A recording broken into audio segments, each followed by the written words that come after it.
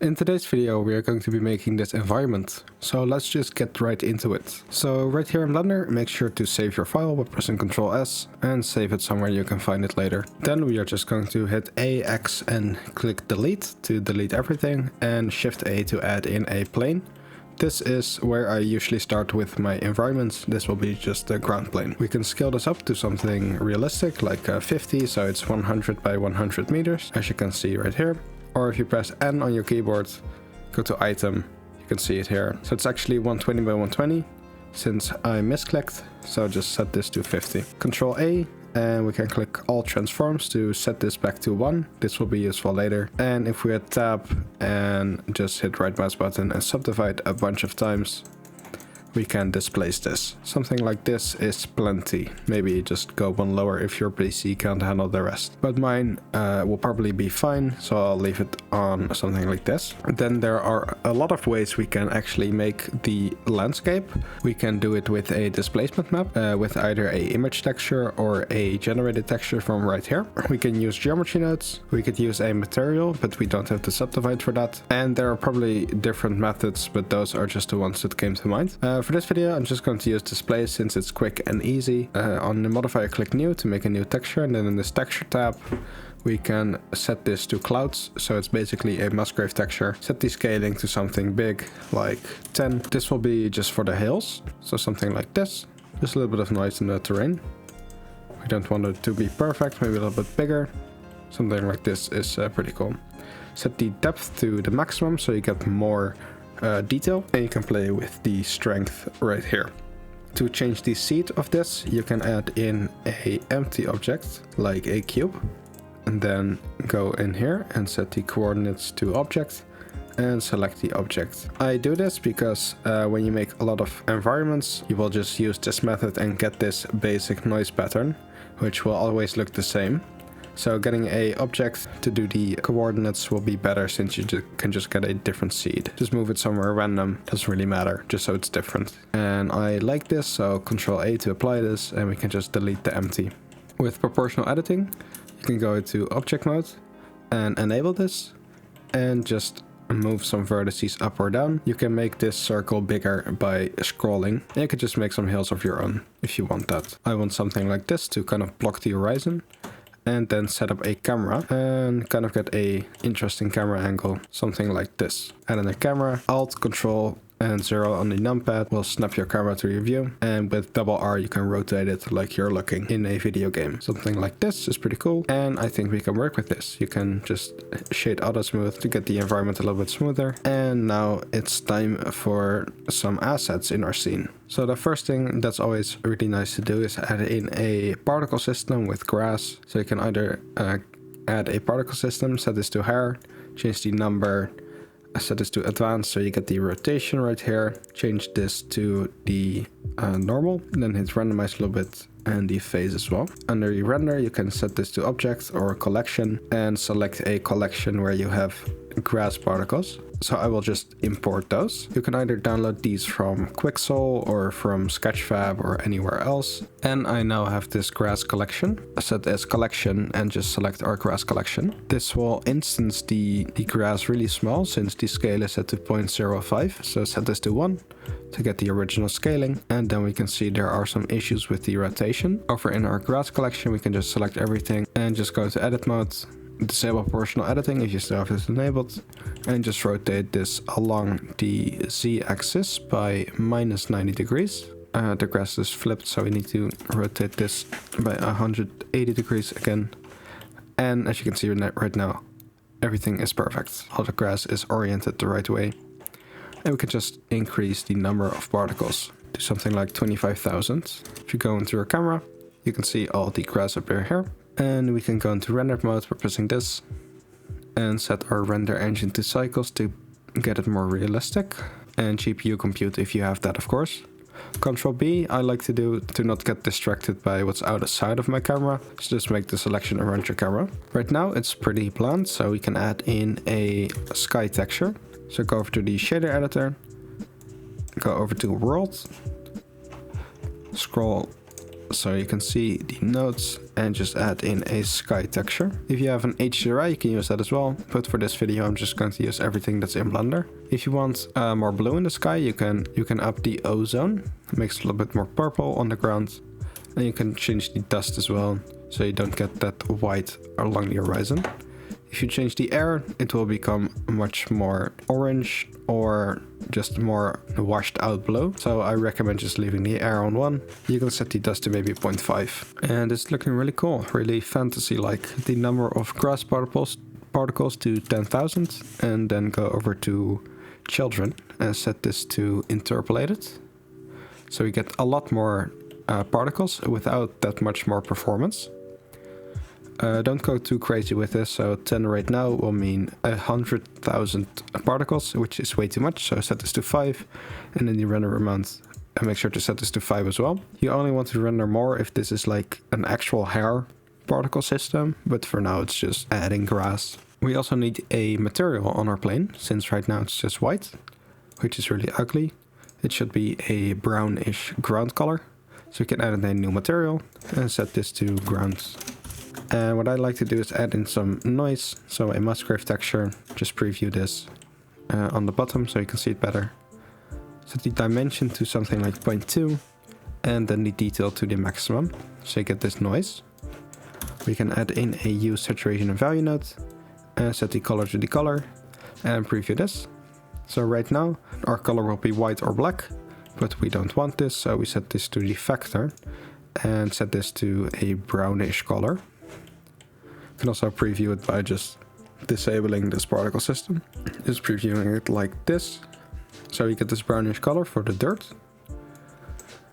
And with this factor we can control how much we can change the hue, saturation and value. So in certain areas it's affected fully, and in others it's not affected at all. So for those areas we want to change the value, so you get this really nice noise pattern up here. Something like 0.5 is pretty alright. Of course at the roughness about maximum as well. For more realism and the specular you can turn it down as well. Something like this. Make sure you add a mapping node, because right now we see these rings appear. So Control T with the node wrangler add-on enabled, which you probably do because you watch my videos. And just set this to object.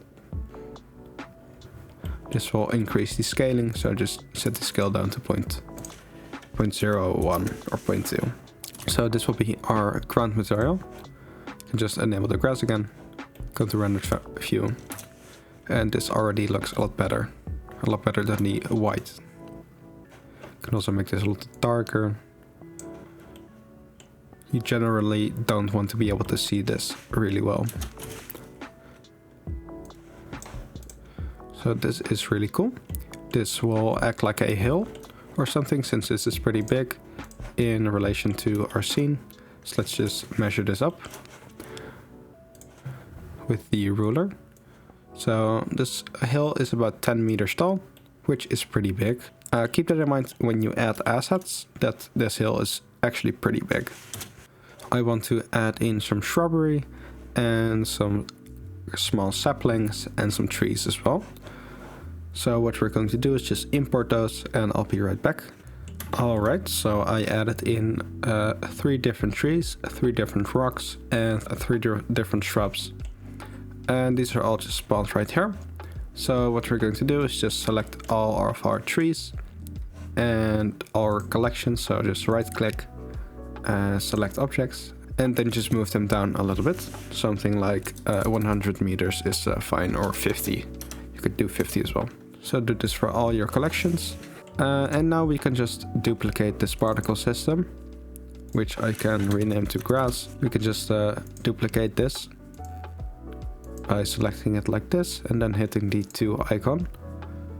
And then just renaming this to something like rocks. And then just change the number to something like 100. And then of course the collection to our rock collection. And as you can see, they are pretty big, which is not really what we want. So we can just go over to the collection, select everything and scale it down a little bit. Something like this, so 0.3. I like that. And we also need to rotate this again. So just go over to edit mode. In this case, it's the x-axis. So rotate this by 90 degrees. Minus 90 degrees, of course. So do this for the rest as well. So all your shrubs and your trees. You don't have to go to edit mode properly, just rotate this on the x-axis by minus 90 and then just apply the rotation by pressing Ctrl A. Also change the scaling if you want them to be a little bit bigger, and add some randomness to this as well. Something like 0.9 works really well. I also suggest you use a different seed so it's not all the same, and change the children to none as well, since we don't need interpolation for this. We can duplicate this again. So there's a plus icon, and then go to grass, hit the 2, and rename this to shrubs. So in the shrubs, we can set the shrubs collection, and this will make our camera black since we are probably in a shrub, and we are probably using way too many shrubs since we have the grass collection. So change this number to 10. Just make sure you don't do that on a low-end PC, of course. That will be pretty rough to deal with. So these are our shrubs. These are also way too big, so we just select all our shrubs and scale them down to something like 0.3 and just apply the scaling. Change these children to none as well, since we can just control the number here, so 500 something, and play with the scaling. If you get some annoying shrubs in your camera, you can go into edit mode on the plane and just go over to your camera and press W1 so you get the circular select tool, and just select these vertices. So a small little patch here, and just make a vertex group and assign this here. This will be our density mask for our shrubs. So go over to the particle system and go over to vertex groups and select density. As you will see, everything will clump up there, which is the area you don't want them to be. So just click this little button to invert this. Now it will be everywhere but there. And now for the trees, we're just going to do the same thing. Or you could just place the trees yourself, which is also a really easy method, which I'm going to do now. So to do that, just rotate it back to 90 degrees and clear the rotation. And then we can move this up by 50 again. And to do this manually, we're just going to disable all of our particle systems, so we can easily place our 3D cursor. So shift right mouse button anywhere on this plane will place your 3D cursor there. Then you can select one of the trees and Ctrl S and selection to cursor. And just move this down a little bit so the stem is in the ground instead of floating like it is right now. And you can just find some places to place your trees. I also want to add in a stranded car, so we can do that by importing a car asset, which I have in the traffic library, so I can just do that pretty easily. But you can just download something from CG Trader or Sketchfab. Going to add this Volkswagen Beetle and just place it somewhere in the scene. And now I'm noticing that my camera is not really optimal, so I'm just going to change the camera angle. I want to kind of create the illusion that the beetle is stranded. And if we go to rendered view, I think this works pretty well. I'm just going to change the material so it's a rusty material. And you can just use the material we made in the last video. And just delete it right here with the X. And then we can go into File and Append and go over to your project where you made that material, or you downloaded it from my comrade. And just click this material and just select your brass material. And then you can go over to brass materials and just click brass. And it will apply the material right here. And now we actually have a purpose for the trees, which is just to block off the background. So we can move them accordingly. They don't even have to be perfectly on the surface, just as long as they are blocking the view, to get the illusion out there that there are trees. Also create some foreground elements, so place a tree really close to the camera, something like this, so you get a little bit of the leaves, which will also catch some shadows. something I like to do is just add some shadow to the foreground so it kind of contrasts with the subject. So that's what I'm doing with the tree right now. Just adding some shadow to the foreground. And then just duplicate these trees and rotate them and just place them somewhere here. So we've kind of blocked off the background, and let's see how this looks in rendered mode. We still need some more blocking. So we can just select one of these trees, a couple of these trees, and just duplicate them and rotate them a little bit. Since this is in the background, it doesn't really matter too much. It won't be visible anyway. So just move this somewhere like here. And if we look at it now, it looks pretty nice. Also want to block off this section. So just move this somewhere here, rotate it a little bit. And this looks pretty cool. Of course, add some depth of field. So go over to your camera and click depth of field. And then with shift and right mouse button, just select a point on the car. And shift A to add in a empty, which we'll set to cube. I like to use the cubes since they're much easier to select. So I like to use the cubes instead of the empty plane. Set the f-stop to something reasonable, so 1.4. And maybe change the focal length and move the camera to match. But 50 works the best for my scenario, since I can't zoom out much further. And this looks pretty cool. So we can just hit render and let this render, and then I'll show you how to post-process this.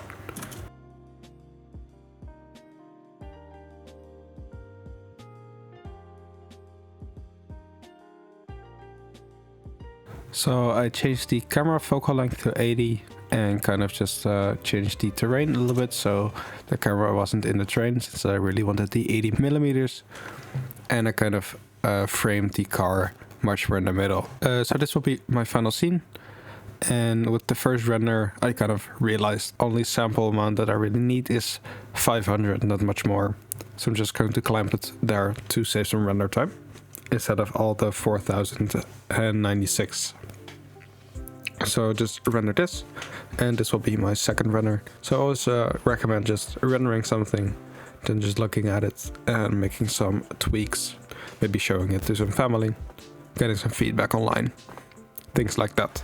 So the render is finished, so I'm just going to save it in my Blender folder and just save this without any compression, with the best color depth, just the best possible file format.